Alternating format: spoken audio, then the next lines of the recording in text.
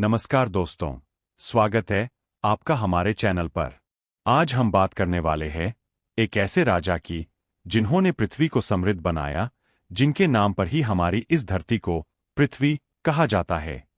वे हैं सूर्यवंशी राजा पृथु, भगवान विष्णु के अंशावतार, प्रथम चक्रवर्ती सम्राट, और वो राजा जिन्होंने मां पृथ्वी को दूध पिलाकर सारी मानवता को अनाज और समृद्धि दी। यह कथा भागवत पुराण और विष्णु पुराण से ली गई है। अगर आप पौराणिक कथाओं, सूर्यवंश और धार्मिक रहस्यों के दीवाने हैं, तो यह वीडियो अंत तक जरूर देखें। लाइक और सब्सक्राइब करना न भूलें, बेल आइकन दबा दें। चलिए शुरू करते हैं इस महान कथा को। सूर्यवंश की शुरुआत भगवान सूर्य से हुई। राजा इक्ष्वाकु से चला यह वंश। इसी वंश में कई महान राजा हुए, जैसे राजा अंगा। राजा अंगा बहुत धर्मात्मा थे। उन्होंने अपनी रानी सुनीता से विवाह किया। सुनीता मृत्यु यम की पुत्री थीं। राजा अंगा को पुत्र की कामना थी। उन्होंने यज्ञ किया, लेकिन पुत्र वेन पैदा हुआ। वेन का जन्म और स्वभाव। वेन बचपन से ही बहुत घमंडी, क्रूर और अधर्मी था। मां की मृत्यु प्रभावित प्रकृति के कारण वह वेदों, यज्ञों और ब्राह्मणों का अपमान करने लगा। जब वह राजा बना, तो उसने घोषणा कर दी, मैं ही सबसे बड़ा हूं। कोई यज्ञ मत करना, कोई दान मत देना। सारी पूजा सिर्फ मेरी होनी चाहिए। प्रजा भूख से तड़पने लगी। पृथ्वी ने अन्न पैदा करना बंद कर दिया क्योंकि राजा अधर्मी था। अकाल पड़ गया, लोग मरने लगे।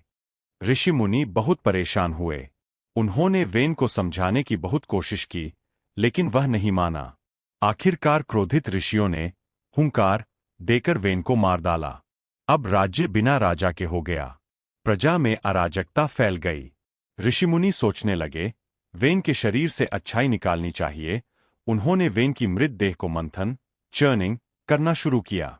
पहले बाईं जांघ से एक काला, छोटा, दुष्ट पुरुष निकला, जिसे निषाद कहा गया। निषाद वनों में चला गया। फिर दाहिनी बाहु, आर्म से एक दिव्य, तेजस्वी, सुंदर और पूर्ण आयुधधारी पुरुष निकला। वह थे राजा पृथु, भगवान विष्णु के अंश। जन्म होते ही वे पूरी तरह विकसित थे। हाथ में धनुष्बाण, दिव्य कवच। देवता, ब्रह्मा, शिव सब उतर आए। उन्होंने पृथु को अभिषेक, कोरोनेशन किया। पृथु प्रथम अभिषिक्त राजा, कॉन्सेक्रेटेड किंग कहलाए। राजा पृथु ने राज्य संभाला तो देखा, पृथ्वी बिल्कुल सूखी पड़ी है। अन्न नहीं उग रहा। लोग भूखे हैं। पृथु ने पूछा, यह क्यों हो रहा है? उत्तर मिला, पृथ्वी रूपी गाय ने अपना दूध, अन्न, औषधि, रत्न रोक लिया है, क्योंकि वेन के अत्याचार से वह डर गई है। वह गाय के रूप में छिप गई है। पृथु क्रोधित हुए। उन्होंने अपना धनुष्बाण उठाया और पृथ्वी का पीछा करना शुरू किया। पृथ्वी गाय बनकर भागी, पहाड़ों में, जंगलों में, समुद्र तक। लेकिन पृथु तेज थे। आखिरकार पृथ्वी थक गई और बोली, हे राजन, मुझे मत मारो। मैं आपकी पुत्री हूं। पृथु ने कहा, अगर तुम मां हो, तो अपनी संतान को भूखा क्यों रख रही हो? अपना दूध दो। पृथ्वी ने शर्त रखी, मुझे एक ऐसे बर्तन में दूध दो जिसमें मैं दूध दे सकूं, और मुझे समतल भूमि दो। राजा पृथु ने अपना हाथ बढ़ाया। उन्होंने स्वयं को बछड़े का रूप धारण किया। पृथ्वी ने गाय का रूप लिया और पृथु, बछड़े, को अपना दूध पिलाया। उस दूध से ही सारी अन्न, सब्जियां, फल, औषधियां, रत्न निकले। इसलिए पृथु ने पृथ्वी को समतल बनाया, पहाड़ों को काटा, नदियां बहाईं, गांव व कस्बे बसाए, खेती बाड़ी शुरू की। इसी कारण धरती को पृथ्वी कहा जाने लगा।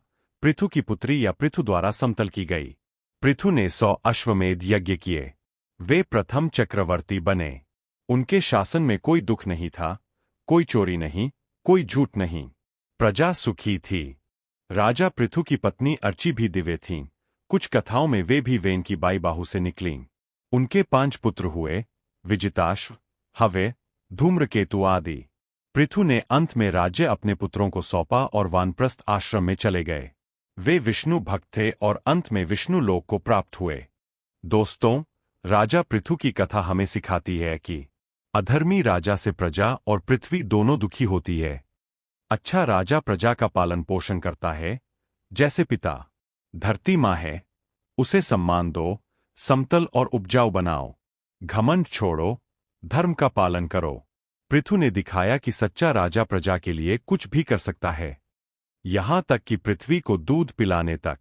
अगर आपको यह कथा पसंद आई तो वीडियो को लाइक जरूर करें। कमेंट में जय श्री विष्णु या हरि ओम लिखें।